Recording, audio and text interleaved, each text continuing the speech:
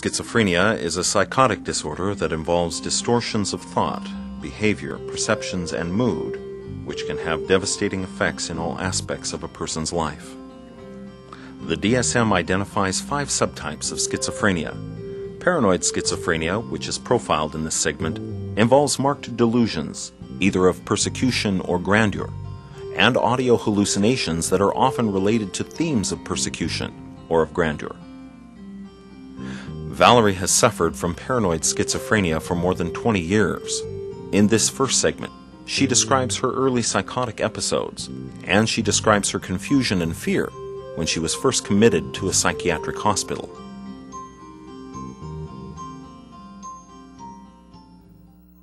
I was married 8 years, and the last 4 years of the marriage were getting pretty bad. And I often wonder if I had a tendency towards mental illness, and the stress and strain of the marriage is what brought it out. Because nobody else in my family has been in a psych ward. I'm the only one. I didn't get sick until about 28, 29, which is a little later than the average, which means I was fortunate I already had my graduate school education out of the way by the time I got to the point where I was sick. But I kind of slipped from reality into unreality without any real sharp change. My first episode was a belief that there were people infiltrating our church and that they were trying to destroy our church community. Finally, I got to the point where I told my husband about it, and he thought that was just totally wacko. That, you know, he felt the people in the church were good people, and there was no one there doing anything subversive, and that there was something wrong with my mind. And evidently the pastor agreed, because they put me in the psych ward. You know, I was just sure that the people running the psych ward were going to kill me, and I was sure that the medicine they were giving me was poison. And at one point they told me I was trying to smother my roommate with a pillow. I have no recollection of this, but at some point in there I passed out, and I woke up in the isolation room strapped down, and I had a terrible feeling of anxiety and tension that nothing seemed to relieve. It was just like torture.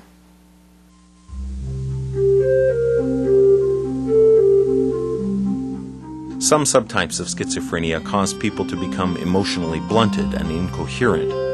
People with paranoid schizophrenia, however, remain emotionally expressive and lucid.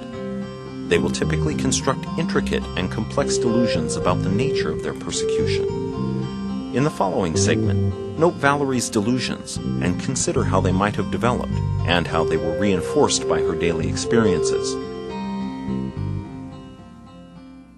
Once I was sick, I was unable to work for a good, 10, 12 years in there, because they were trying different medications, and some worked better than others. And I had been hospitalized 10 times, and I had other episodes during those years of terror and fear and so forth. At this point in my life, I hadn't totally accepted that I was mentally ill, so I went off the medicine again, and I had this hallucination that all the cars in the United States were plugged into a giant computer system that controlled where they went and how much traffic was going at any given time at any place in the country. And I had this idea in my mind that if I didn't get out and drive the car for so many hours every day, somebody in my family would be killed or would die. And me and all people who believed like me in my imaginary world had to go out and do time driving cars, tying up the computer system so that these other people wouldn't die. That all made sense to you? At the time, it made perfect sense. I'd get out there and drive for hours. At one point in time, I drove all the way over to Idaho, and I went 3 days without sleeping, and finally I ended up in a car accident. I crashed into a rock wall. It seemed very real. There was a terrible, terrible fear of death. I was really into the religious thing, and I was into the concept of martyrdom, and that I may have to be a martyr and die for my faith. and because people were against me because of my beliefs. And I believed that, you know, like maybe there'd be a bomb in the car and the car would blow up because they'd want to kill me that way. Or maybe they'd want to strangle me, or they'd come to my home and drag me off somewhere and torture me. There was a lot of definite fear, just pure raw fear. And it was just as real as me sitting here talking to you right now. My husband struggled along with me for 2 or 3 years before he finally got the divorce. And towards the end, I had this hallucination where I felt that I was being spied on through the TV set. My family is deeply Protestant, so in my mixed up psychotic world, it was the Catholics that were persecuting me. And in my illusion, I thought that the local priest was spying on me through the TV set. And if I wasn't in front of that TV set 24 hours a day, they were going to come after me and drag me off and torture me. And so I finally got to a point where I decided I wasn't going to put up with this. Even if I had to die, I would get rid of that TV set. They weren't going to control me that way. So I took the TV set and I smashed it on the hearth of the fireplace. And that was the last straw with my husband. After that, he decided I was violent, and he was afraid I might kill him. And so he, at that point, called the cops, and I was taken, of all places, to a Catholic hospital, which heightened the fear. It's just kind of ironic how that happened. I was still having illusions of people hiding under my bed, coming out to kill me at night. Or at one point I felt like demons were choking me. At another point, I thought I heard angels singing. You know, that's the thing with this mental illness. You can have bad ones and you can have good ones. And the good ones, I wouldn't mind having again. When I saw Christ in the heavens, it was absolutely gorgeous. Beautiful rosy red sky, and Jesus standing there with a crown on his head and his arms outspread. And it was a beautiful vision. I talked to the preacher about it, and he said it was probably because of all the medicine I was on. So, who knows?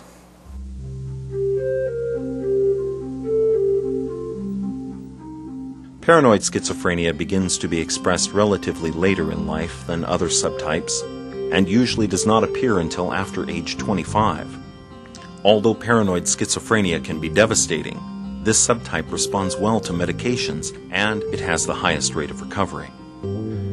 In the final segment, Valerie explains that she began to recover once she was committed to a psychiatric facility that was able to sustain her medical treatment. As you watch, be sure to note the various factors that Valerie believes contributed to her recovery. I think when I first started getting well was when they put me in damage, which was about 10 years ago. And prior to my damage experience, I'd be on a medicine and then I'd stop taking it because I couldn't tolerate the side effects. And then everybody'd get mad at me for not going off the medicine, and then I'd have another episode, and then I'd land on the psych ward again. Then they'd try another medicine, and I'd come home, and after a while I'd quit taking that. And it took me a long time to come to the point where I realized and accepted the fact that I was mentally ill. I think that was the beginning of the healing, when I came to the point of acceptance that, yes, I've really got a problem, and yes, I really do need medication. It's just a matter of finding the right medication. One day I came to the point where I felt that the only person I could have a decent conversation with was the doctor or a staff member, because everybody else in the ward was nuts. And they said, well, you know, I think you're getting better. If you have many more days like this, we'll send you home. Without the medication, I would probably still be mentally ill. But they found a medication that helped me, and as long as I take that medication, I'm fine. I'm working in mental health now, and I find it absolutely fascinating. I love my job.